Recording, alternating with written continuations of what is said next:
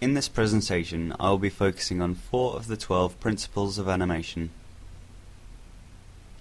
arcs and paths of action, slowing in and out, anticipation, and emphasis. The principles of animation were something created almost accidentally when certain words such as aiming, overlapping, and pose to pose continuously cropped up within the Disney studio. Once the various methods had been worked out, they began to teach them as if they were rules of the trade. They were first published in the Illusion of Life Disney animation book by Frank Thomas and Ollie Johnston. First of all, I'll start with arcs and paths of action.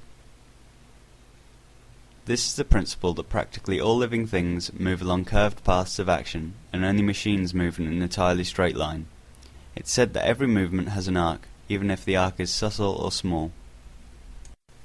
Using arcs becomes extremely useful when adding in-between drawings to an animation. The arc of the action gives us the impression of a continuous flow. Sketching in an arc can prevent various in-betweening mistakes, such as these, shown in the Animator's Survival Kit by Richard Williams.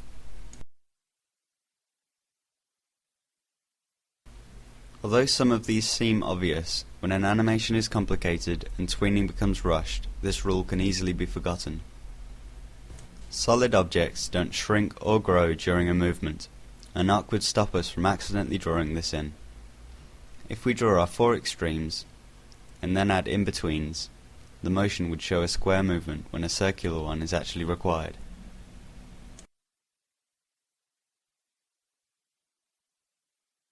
Arcs and paths of action basically allow the animators to draw in correct in-betweens and add fluidity to an animation. Next, I will be discussing slowing in and slowing out. Slowing in and slowing out all refers to timings. Used in combination with arcs is a must when animating. The word slowing can be replaced with easing, as you tend to ease in and out of various positions in order to achieve the effect you're looking for. Once the extreme positions are created, in-betweening is needed to connect them up, but we have to bear in mind the acceleration of the objects in question. A pendulum is a good example for showing the principle of slowing in and slowing out. First of all, we need our extreme frames. Secondly, we need an arc in order to track the location of the passing drawing. We can then draw in the passing drawing and think about where our in-betweens would lie. It's logical to put the in-betweens directly in the center of the extreme and passing drawings. We're expecting the result of a pendulum, and if this sequence were to be played as it were, it wouldn't look realistic. This means that we need further in-betweens to ease in and out of the extreme positions. Here's an example of this in action.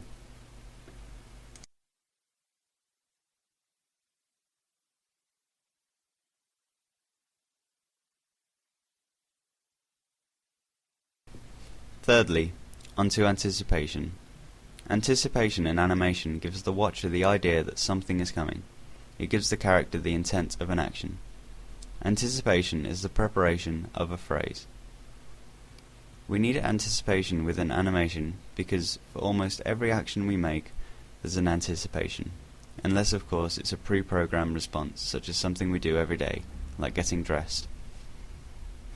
Usually, the anticipation is much slower or violent than the action that stems from it. So because of all this, the main rule is, before we go one way, first we go the other. Richard Williams, 2009. Here I've created 2 very short and simple animations of a stick figure jumping. One has anticipation, and the other does not. As you can clearly see, the impact of anticipation is huge. It makes the animation far more believable. Finally, onto emphasis, also known as exaggeration. In animation, it's useful to exaggerate for a comedic effect. It also gives the watcher something interesting to see, and something that sets animation apart from live action. For this principle, I'm going to use an example mentioned by Luca Raffaelli in her article Disney, Warner Brothers, and Japanese Animation. Luca Raffaelli talks about an iconic sequence in the Disney film Bambi. Bambi is trying to stand for the first time while being looked upon by a rabbit called Thumper. Thumper's ears are used extremely well in this scene in a way to emphasize and exaggerate all of his facial features and expressions.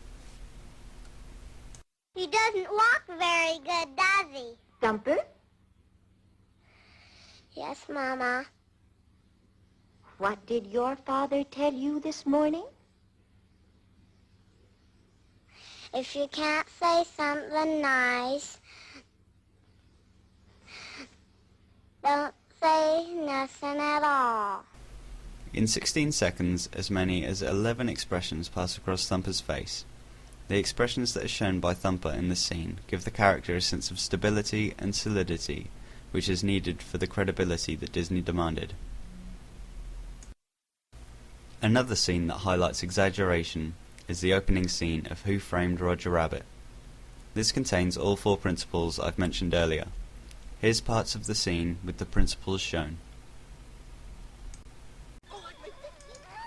So here we can see anticipation,